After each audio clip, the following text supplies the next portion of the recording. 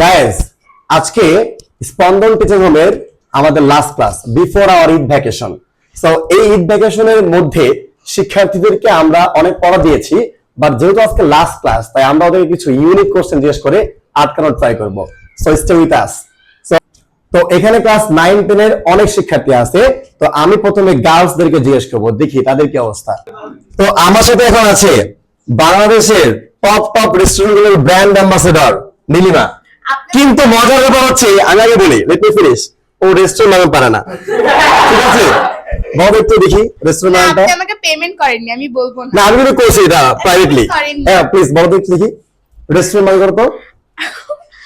REST rest, হ্যাঁ, AURANT। For the first time সে পারছে, আজকে প্রথম। Clap for her. তো আমি শুনেছি যে ওর বাবা নাকি গোল্ডের বিজনেস করে।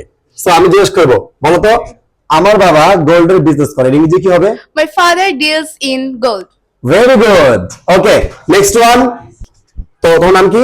আমার নাম জয়নব। আচ্ছা বলো তো, এই সারা বছর তো অনেক মুড়ি খেয়েছো ইফতারের সময়, মুড়ি ইংরেজি কি বলো তো একটু?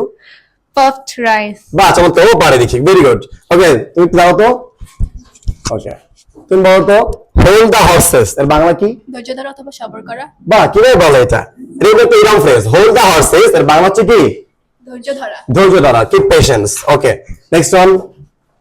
ওকে, বলো তো his father gave up the ghost এর বাংলা কি?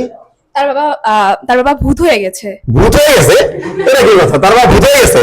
না, his father gave up the ghost, এই ফ্রেজটা বাংলা হচ্ছে গেভ আপ দা গোস্ট মানে হচ্ছে মারা যাওয়া। তাহলে কি হবে? তার বাবা মারা গিয়েছে। মারা গিয়েছে। ভেরি গুড, শিখতে পারছো ভাই? ওকে, বলো তো আমি এই ঈদে অনেক ঘুরবো, ইংরেজি কি হবে? অথবা এটা বলো যে আমি শব্দ করে রেখেছি, পারবা? এটাও পারবে না। Okay, sit down please, stand up.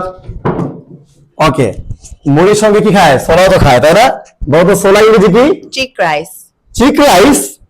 No, she made mistake, এটা ইংরেজি কি?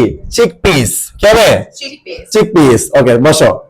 ওকে, আগে ধরা যায়, স্ট্যান্ড আপ। ওকে, বলো তুমি বলবো হচ্ছে পেঁয়াজের ইংরেজি কি? বলো। পেঁয়াজও পারি না। বাবা, পেঁয়াজের ইংরেজি কি? তুমি? Onion fritters. Onion fritters, very good. তাহলে বলো তো যদি বলি আলুর চপ তাহলে ইংরেজি কি হবে? Potato fritters. Very good. যদি বলি বেগুনি তাহলে কি হবে? Eggplant fritters. বাহ, চমৎকার, সবগুলো পাচ্ছে কিন্তু। Clap for him, clap for him. Very good. Okay, আরেকটা সিট ডাউন প্লিজ। হ্যাঁ, তুমি বলো আই ফিল ব্লু এর বাংলা কি বলো তো? I feel blue, I feel blue. আমি অনুভব করি নীল কালার। নীল কালার, আই ফিল ব্লু এর মানে হচ্ছে কি আমি অনুভব করি নীল কালার? নো, ফিল ব্লু এর মানে হচ্ছে খারাপ লাগা বা দুঃখ হওয়া। তো কি হবে এটা? আমি খারাপ অনুভব করছি। কি হবে? আমি খারাপ অনুভব করছি।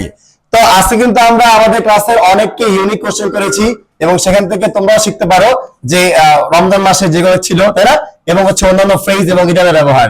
তো এইভাবে যদি ইংরেজি শিখতে চাও তাহলে অবশ্যই আমার সাথে কন্ট্যাক্ট করতে হবে। আসসালামু আলাইকুম, ধন্যবাদ সবাইকে, ঈদ মোবারক।